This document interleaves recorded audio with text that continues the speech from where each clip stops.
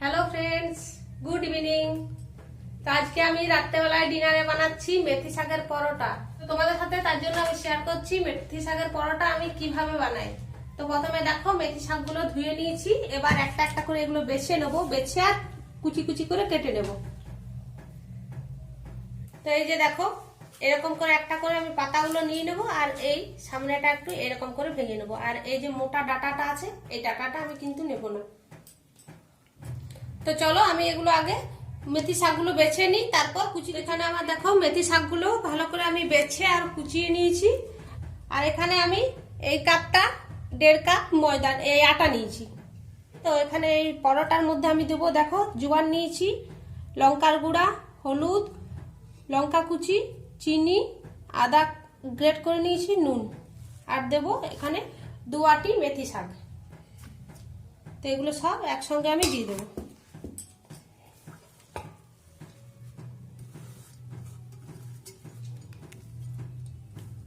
এই সবগুলো দিয়ে দেবো। লঙ্কাটা কিন্তু একদম কুচি কুচি করতে হবে। আর এরপর আমি দেব সাদা তেল, রিফাইন অয়েল 2 চামচের মতো। আর এবার এগুলো সবকিছু আমি মিক্স করে নেব।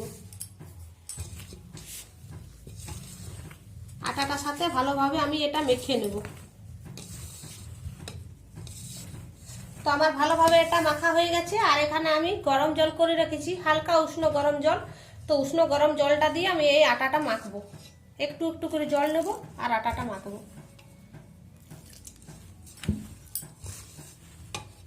আর এখানে আটাটা একটু শক্ত শক্ত মাখতে হবে, কারণ শাকের থেকে তো জল ছাড়বে। তো সেই জন্য আবার নরম করে মাখলে বেশি নরম হয়ে যাবে।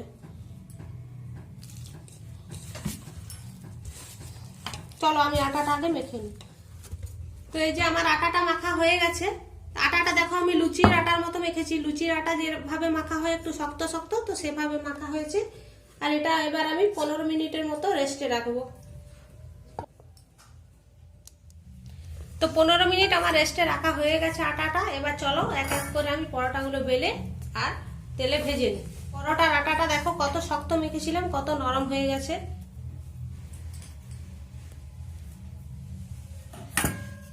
যে যেরকম ভাবে শেপ দিতে পারো, কেউ গোল গোলও পরোটার শেপ দেয়, আর কেউ আবার পরোটার মতো ত্রিকোণ আকৃতিও শেপ দেওয়া যায়। তো প্রথমটা আমি ত্রিকোণ আকৃতি শেপ দিচ্ছি।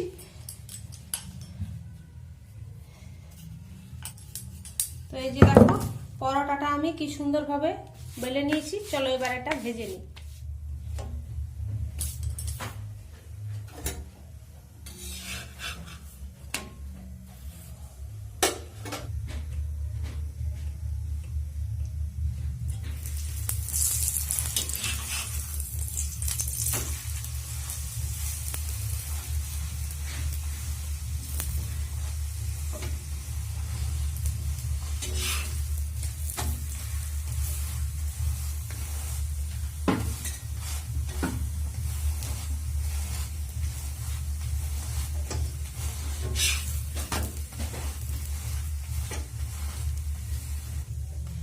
তো আমার পরোটাটা ভাজা হয়ে গেছে। চলো এভাবে আমি সব পরোটাগুলো ভেজে নেব।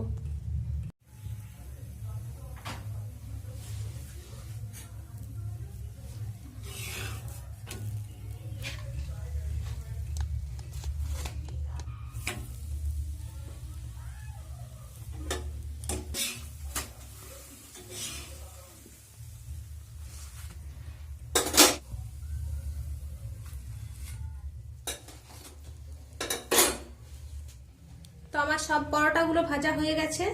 এই দেখো প্লেটের মধ্যে সাজিয়ে নিয়েছি। আর এদিকে আমি সস নিয়েছি, আর এটার মধ্যে নিয়েছি খেজুরের গুড়। তো তোমরা যাদের যেটা ভালো লাগবে সেটা দিয়ে খেতে পারো এই পরোটাগুলো। তো চলো আজের মতো ভিডিওটা এখানেই শেষ করছি। আমার এই রেসিপিটা তোমাদের যদি ভালো লাগে তাহলে একটা লাইক করে দেবে। আর তোমাদের সাথে দেখা হচ্ছে আবার একটা নতুন ভিডিওতে। তোমরা সুস্থ থাকবে, ভালো থাকবে।